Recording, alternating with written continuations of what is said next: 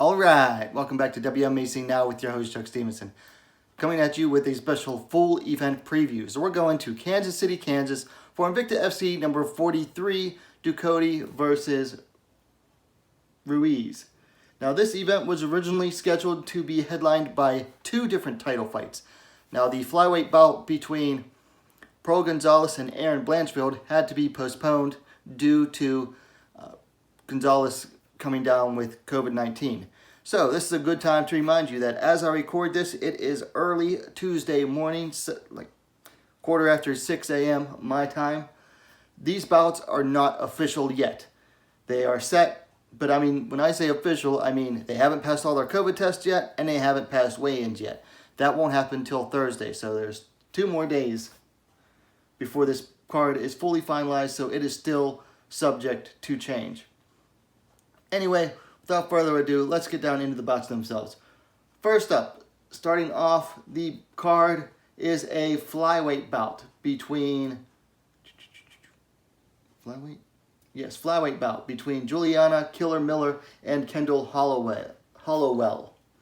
Miller coming in 1-0, Hollowell making her pro debut. Now, Miller made her debut at California Cage Wars about 1.5 years ago. Before that, was on a nice winning streak in the amateurs. Hollowell looks to be on a at least five fight win streak in the amateurs. Most recently, she fought 8 months ago. The height for Killer Miller is listed at 5 feet 7 inches, 170 centimeters tall, and there is nothing else available for Kendall Hollowell.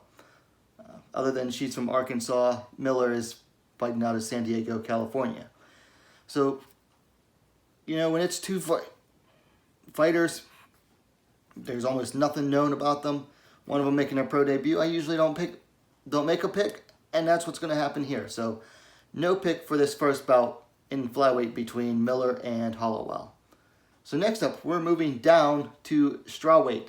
Alexa Culp taking on Megan Penning. Culp coming in 1-0, Penning coming in, making her pro debut. Now, Culp made her pro debut 3 months ago at Invicta, submitting Natalia Spies via rear naked choke.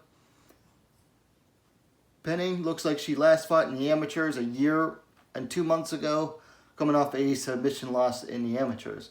Before that, she had 4 straight wins, all of them in King of the Cage amateurs. No age listed for Culp. Penning is 25 years old. Culp will be a little bit taller, 5 feet 3 inches, 160 centimeters tall, to Penning's 5 feet 1 inch, 155 centimeters tall. No reach listed for Penning. Culp is listed at 67 inches, 170 centimeters. So here you have a bout similar to the first one on the card, in that you have one fighter just coming off their pro debut, and others coming in off the amateurs.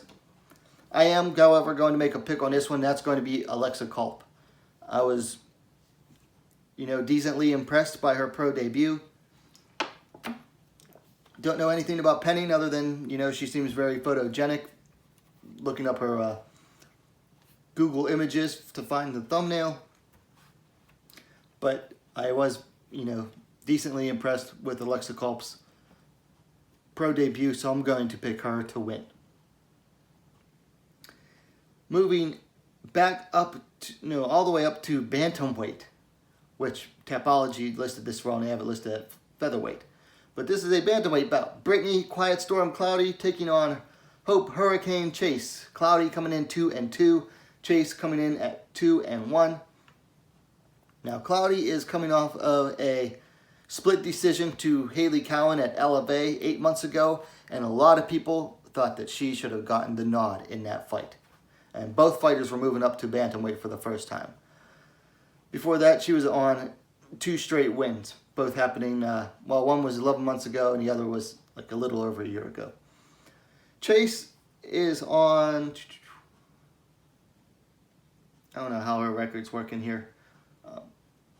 2 straight wins in pro fights. Now, she is coming off a decision loss to Tanisha Tennant in the Invicta Phoenix Series 3 8 months ago. That was like a single 5-minute round. See, Cloudy's the elder fighter, 30 years to Chase's 21. Cloudy is going to have a nice height advantage, 5 feet 9 inches, 175 centimeters to Chase's 5 feet 5 inches, 165 centimeters. And also a nice reach advantage as well for Cloudy, 70.5 inches, 179 centimeters to Chase's 65 inches, 165 centimeters. So I hope Chase is, excuse me, you know, her nickname, the Hurricane, fits her very well. She is very tough, very aggressive, hits hard, has a bit of a scary demeanor. You watch her videos and she does her little karate katas or whatever they are, and she looks rough. She looks mean. Cloudy, taller, more slender fighter, only her second fight at Bantamweight. If I were Cloudy, what she's going to need to do, and I hope, excuse me, she watched what Tanisha Tennant did. Cloudy is going to have to use her reach and use her jab to stay on the outside against Chase. Do not let Chase on the inside. If she lets Chase on the inside, on the feet, she's going to have a hard time. On the ground, I'd say they're roughly even. I mean, Chase went to decision against Erin Blanchfield, and that fight definitely went to the ground. So she's obviously no slouch there. Excuse me, Cloudy went to the ground against Blanchfield. So I'd say they're roughly even on the ground, but on the feet, Cloudy is going to have to work very hard to stay on the outside, utilize that jab, keep it in Chase's face, keep Chase on the outside, because Chase is not nearly as tall as Cloudy, doesn't have the reach. So Chase is going to be working very hard to get on the inside. Cloudy is going to have to be on her feet, you know, on her bike a little bit and pumping that jab. I'm going to go with Brittany Cloudy to win this one. I feel like she has more experience. Not as experienced at Bantamweight, but 5'9", that's way too tall for a flyweight anyway. So we're going to go with Brittany Cloudy to win this one. Next up, we're moving back down to flyweight. Stephanie Holdfast Geltmacher taking on Caitlin Ginger Salmons. Geltmacher coming in at 4-1. Salmons coming in 3-0. Geltmacher coming off a loss a year and 3 months ago to Victoria Leonardo in what was a fight of the year contender. Before that, she was undefeated, coming off a decision win before that over Liz Tracy. Salmon's coming in undefeated. She's coming off a split decision win over Claire Guthrie 3 months ago. Before that, had a win over Chantel Coates via rear naked choke submission. Geltmacher's the elder fighter, 30 years to Salmon's 27. Salmons is going to be the taller fighter, 5 feet 4 inches, 163 centimeters to Geltmacher's 5 feet 1 inches, 155 centimeters. And Salmons will have a reach advantage as well, 65 inches, 165 centimeters to Geltmacher's 63 inches, 160 centimeters. Now, her last two fights, I've picked Salmons to win, and she has pulled through for me. I'm not picking her this time, though. Geltmacher is a tough fight for anybody in that Invicta flyweight division. She has explosive takedowns, very strong, very harsh ground and pound. Now, Salmons does have that reach advantage and that height advantage. If she uses it on the feet to keep Geltmacher on the outside, she could do well. But I haven't, seen that type of striking acumen from Salmons yet. Geltmacher, she can get takedowns in close. You can also get them from outside. I definitely see her getting the takedown and getting to her ground and pound. I feel like that is the more likely outcome here. So I'm going to go with Stephanie Geltmacher to get back on the winning track here and for Salmons to take her first pro loss. Wasn't easy to pick against Salmons. She did me right 2 times, but we're going with Geltmacher here. Then we're going to the co-main event in the featherweight division, and this is one that I feel a lot of people are looking forward to. Kayla Harrison taking on Courtney the Lion King. Harrison coming in undefeated at 7-0. King coming in 4-1. Now Harrison last fought about 10.5 months ago, defeating Larissa Pacheco at lightweight to win the PFL lightweight tournament. Courtney King last fought 10 months ago in, Fury FC, defeating Audrey Wolf via submission. Before that, fought a year and a month ago, picking up a decision. Don't have an age listed for King. Harrison is 30 years old. King is slightly taller, 5 feet 9 inches, 175 centimeters, to Harrison's 5 feet 8 inches, 173 centimeters. King does, however, have a more noticeable reach advantage, 69 inches, 175 centimeters, to Harrison's 65.5 inches, 166 centimeters. So this was a bit of a late notice booking. King was originally scheduled on this card against an opponent that was to be announced. Whether or not that was always planned to be Harrison or not, I'm not quite sure. Seemed like it was, I think it was only last week that it was revealed that Harrison was going to be allowed to fight in this. She is still under contract with PFL. King, Courtney King's biggest win was like 3 years ago when she upset Sage Northcutt's sister in both of their pro debuts. Harrison, I feel like she's been fighting the more impressive. She's been way more active as a fighter, and she has been, defeating a lot stronger competition like Larissa Pacheco. Megan Fry's okay. Well, she beat Larissa Pacheco twice. Okay, I think we all know lightweight is not that impressive of a division. It's worse than featherweight.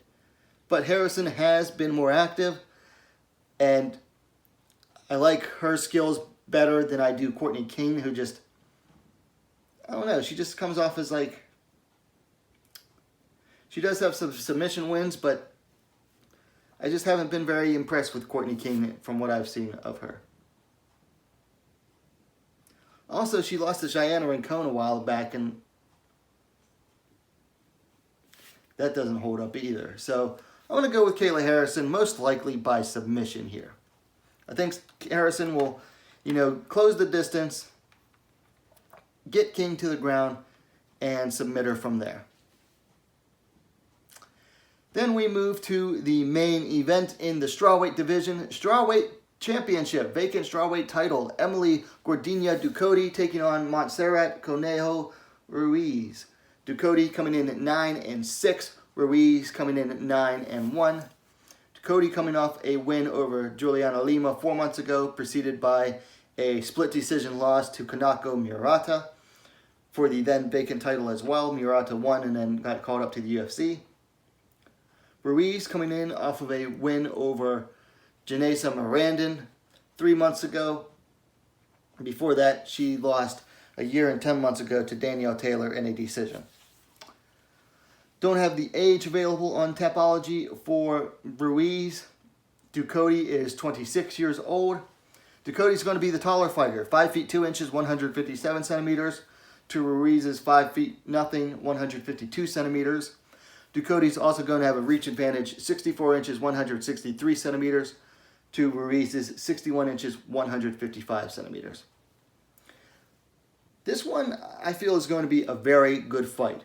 Both are very scrappy fighters on the feet. Both are scrappy on the ground. Very good with submission. Both are good with submissions. Both are, good with the ground and pound. Ducote, she fought for a while at flyweight in Bellator. So she has that experience picking up, fights at a higher weight. She also has that height and reach advantage. Ruiz is not one to be trifled with, though. She hits hard. She's fast. She got that really quick submission over Mirandin. So both of these two have a win over Janessa Mirandin. Ruiz, 3 months ago. Ducote a year and 3 months ago. I'm going to go with Emily Ducote to win this one. I feel like the height and reach advantage is going to favor her, even though it's not that great. She's scrappy. She has her own knockout power. And she has that higher level experience. You got to remember, a lot of those losses she has, 2 of them are to a Bellator flyweight champ, Ilima McFarlane, and one of them is to now UFC fighter Kanako Murata. Ruiz, I'm still soured by that loss to Danielle Taylor. Not that Danielle Taylor is a bad fighter, but I mean, she got the piss beat out of her. Pardon my language. She got the crap beat out of her by Danielle Taylor. I mean, she needed help walking out of that cage. And that sours my opinion on Ruiz. Nice win against Mirandin, but not that great considering Mirandin always chokes. So I'm going to go with Emily Ducote to win and pick up that vacant Invicta title. All right, so that's it for this event preview for Invicta FC number 43. Like I said, these bouts are not quite official yet. There could still be changes made in the 2 days until they weigh in and get all their COVID tests done. So be ready in case of any changes. In the meantime, let me know your thoughts on this card in the comments down below. Now, if you liked the video, please give it a like, share it as well. While you're at it, go ahead and subscribe to WMMA Scene Now, the most complete women's mixed martial arts dedicated platform on YouTube. Thanks for watching. We'll see you next time.